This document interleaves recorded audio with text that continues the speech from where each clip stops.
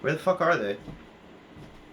Alright, so we got 2 magic packs from the vending machine in King Cullen, and I'm gonna open them.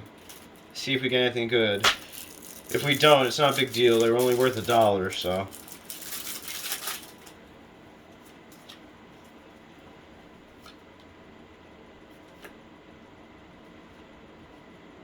Not that I'm a big Magic player, so I wouldn't know what's good or bad. That's cool. So basically a lot of forests. A lot of bull crap.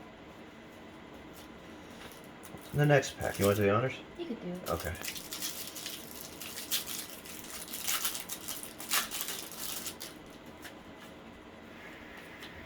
Yep, literally the same thing, guys. Literally the same thing. Alright, I want this video to be better, but Oh well. guess not. Thanks for watching.